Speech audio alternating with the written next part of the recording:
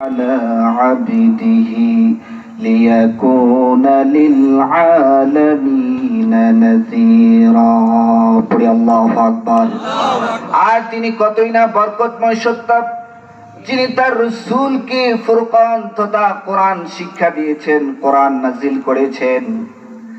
আর এটার জন্য যাতে করে তিনি গোটা বিশ্বের মানুষদেরকে সতর্ক করতে পারেন। সুবহানাল্লাহ পড়েন।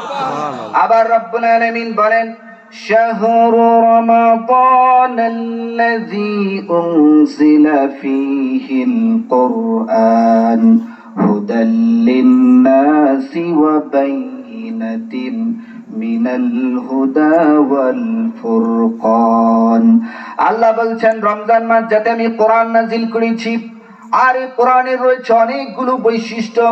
এই কোরআন হচ্ছে মানুষের জন্য হেদায়েত এবং হেদায়েতের সুস্পষ্ট নিদর্শন। আবার এই কোরআনের আরেকটি বৈশিষ্ট্য আল্লাহ বললেন ফুরকান। সুবহানাল্লাহ পড়েন। সুবহানাল্লাহ। ফুরকান মানে হচ্ছে আই আল কোরআন লিআন্নাহু ফাররাকা বাইনাল হাক্কি ওয়াল বাতিল। ফুরকান মানে হচ্ছে এমন কোরআন যে কোরআন সত্য এবং মিথ্যার মধ্যে পার্থক্য করে দেয়। পড়ি সুবহানাল্লাহ। সুবহানাল্লাহ। এই কোরআন পার্থক্য তৈরি করে দেয় কোনটা হযরত আদম আলাইহিস সালামের দল আর কোনটা ইবলিসের দল, ঠিক কি না বলেন? এই কোরআন পার্থক্য তৈরি করে দেয় কোনটা হযরত ইব্রাহিম আলাইহিস সালামের দল আর কোনটা নমরুদের দল। এই কোরআন পার্থক্য তৈরি করে দেয় কোনটা হযরত মুসা আলাইহিস সালামের দল আর কোনটা ফেরাউনের দল। আবার এই কোরআন পার্থক্য তৈরি করে দেয় কোনটা বিশ্ব নবীর দল আর কোনটা আবু জাহিল্লার দল। কথা বলেন ঠিক কিনা? আমার ভাইয়েরা, এই কোরআনকে আল্লাহ তাআলা অনেক গুণে গুণান্বিত করেছেন, অনেক বৈশিষ্ট্যে বৈশিষ্ট্যমণ্ডিত করেছেন। সুবহানাল্লাহ পড়বেন না? সুবহানাল্লাহ। এই কোরআনকে আল্লাহ বলছেন কারীম। এই কোরআন হচ্ছে সম্মানিত। এই কোরআনের অনেকগুলো নাম আছে, অনেকগুলো বৈশিষ্ট্য আছে, শুনবেন আপনারা? জি। এই কোরআনকে আল্লাহ বলছেন কারীম। রব্বুল আলামিন বলেন ইন্নাহু লাকুরআনুন কারীমুন ফি কিতাবিম মাকনুন। আল্লাহ বলেন ইন্নাহু লাকুরআনুন কারীম, আর এটা হচ্ছে কোরআনে কারীম, সম্মানিত কোরআন। আর এই সম্মানিত কোরআন কি গোপন একটি কিতাবের মধ্যে সংরক্ষণ করেছেন একজন। আওয়াজ দিয়ে বলতে হবে তিনি কে? আল্লাহ। আবার এই কোরআনকে আল্লাহ বলছেন হাকিম। ইয়াসিন ওয়াল কুরআনিল হাকিম ইন্নাকা লামিনাল মুরসালিন। আল্লাহ বলছেন ইয়াসিন ওয়াল কুরআনিল হাকিম, এটা হচ্ছে কোরআনে হাকিম, বিজ্ঞানময় কোরআন। সুবহানাল্লাহ পড়বেন না? সুবহানাল্লাহ। আবার এই কোরআনকে আল্লাহ বলছেন মাজিদ, বাল হুয়া কুরআনুম মাজিদুন ফি লাওহিম মাহফুজ।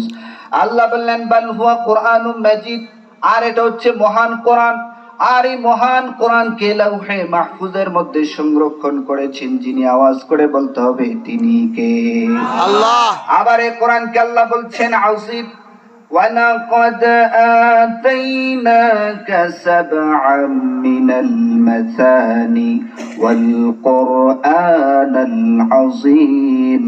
আল্লাহ বলছেন নবী আমি আপনাকে বারংবার পঠনীয় 7 আয়াত বিশিষ্ট সূরাতুল ফাতিহা ওয়াল কুরআনাল আযীম এবং মহান কোরআন আমি আপনাকে দান করলাম। সুবহানাল্লাহ পড়েন। সুবহানাল্লাহ। আবার এই কোরআনকে আল্লাহ বললেন মুবিন, ওয়া মা আল্লামনাহু আশ-শি'রা ওয়া মা ইয়ানবাগী লাহু ইন হুয়া ইল্লা যিকরু ওয়া কুরআনুম মুবিন। পড়ি আল্লাহু আকবার।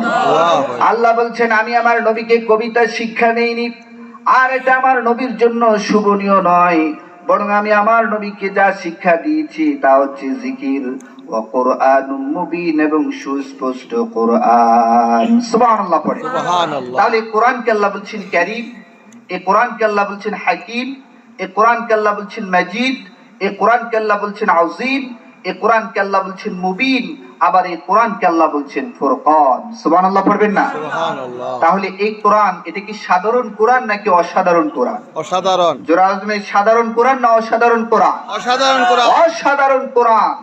এই কোরআন পড়লে সওয়াব আছে না নাই? আছে।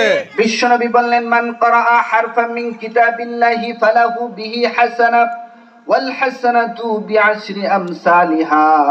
নবীজি বলছেন, যে ব্যক্তি কোরআনের একটা হরফ তেলাওয়াত করবে তার আমলনামায় 10টা নেকি লিখে দিবেন কে? নবীজি বলছেন, লা আকুলু আলিফ লাম মিম হারফুন, আমি এই কথা বলি না যে আলিফ লাম মিম একটি হরফ, বরং আলিফ একটি হরফ, লাম একটি হরফ, মিম একটি হরফ। আর 3টি হরফ তেলাওয়াত করলে বান্দার আমলনামায় 30টি নেকি লিখে দিবেন কে? আবার এই কোরআন শুনলে সওয়াব আছে না নাই?